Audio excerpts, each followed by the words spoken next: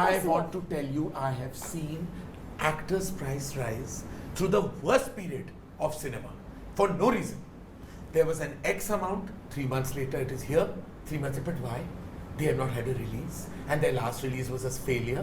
Their films have not taken off, and yet they are just going on because they are riding on the digital money.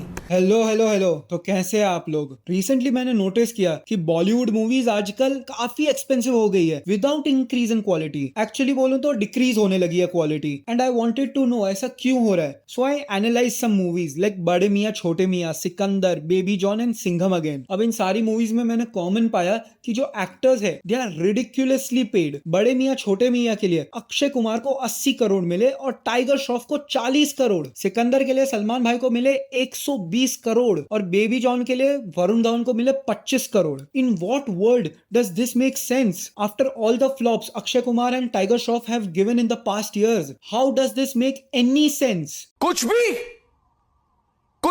Till a certain extent मैं समझ सकता हूं कि अक्षय कुमार की fees high होंगी because he is a legitimate superstar इन बॉलीवुड। उनकी काफी बड़ी फैन फॉलोइंग है and he is a veteran actor. But tiger Shroff, come on, how is he worth 40 crore rupees? There are mega stars that you strike those deals with, they make sense. What I'm not understanding is that there is a younger order that have yet to really prove their muscle at the box office. You know, they can immediately, you'll hear 25, 30, 35. I'm like, what are these numbers? These are crores. Yes, obviously. उनकी कोई एक movie बोल दीजिए recent times में जो hit हुई हो। He is not a good actor, he is a decent dancer and action choreography के नाम पे सिर्फ छलांगे मारता है। Oh my God, bro. Oh, hell no, man. What the fuck, man? अगर आपको देखना है कि अक्षय कुमार ने बॉलीवुड का कितना नुकसान किया है, then you can watch this video by Shaan Parashar. उन्होंने ब्रेक डाउन किया है कि अक्षय कुमार की मूवीज ने कितना लॉस किया है and how much has it cost overall. Now let's get back to the point. Film का आधे से ज्यादा बजट तो एक्टर्स ले जाते हैं। स्काई फोर्स का आधा बजट तो सिर्फ अक्षय कुमार की सैलरी में गया था। अब इन्फ्लेशन तो हर जगह बढ़ रहा है, but this is super inflation. भिंडी 12 रुपए किलो हो गई है और गोभी 10 की। लूट मची है सारे देश में। पनीर तो बेटा कुछ दिनों में इतनी थैलियों में सोनार की दुकान पे बिकेगा। पनीर दो।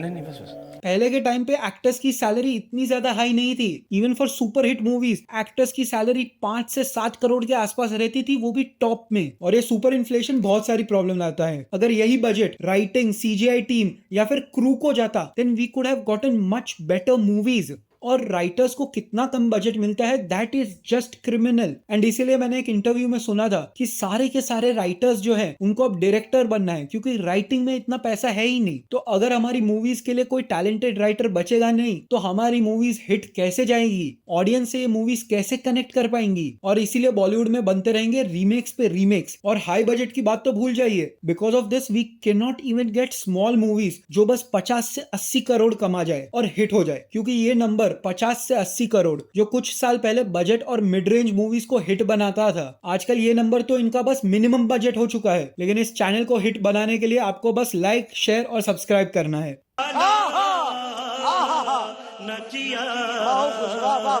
Now you can make the argument कि साउथ के एक्टर्स हाई फीस चार्ज करते हैं। लाइक इट इज रूमर्ड कि अल्लू अर्जुन ने पुष्पा 2 के लिए 300 करोड़ रुपए लिए थे। और मैं ये नहीं बोलूंगा कि इधर ये चीज करेक्ट है। Now both of these things are wrong. लेकिन सिर्फ एक्टर्स की वजह से साउथ इंडियन मूवीज सक्सीड नहीं होती। साउथ इंडियन मूवीज इसीलिए हिट होती है because they have young talent behind the scenes और उनके पास रिस्क टेकिंग प्रोड्यूसर्स है। अब इसी टॉपिक के बारे में मैंने एक वीडियो बनाया है कि why Bollywood doesn't have young talent और risk taking producers. I will link that video in the top right corner or in the description. Do check it out. But all in all, अगर हमें चाहिए कि हमारी Bollywood movies hit हो, then we have to start reconsidering कि हम actors को कितना वैल्यू दे रहे हैं और ऐसे एक्टर्स जो उस वैल्यूएशन के 1/10 भी वर्थ नहीं है। We need to start distributing that money, that budget to other teams, especially to the writing, CG and the crew.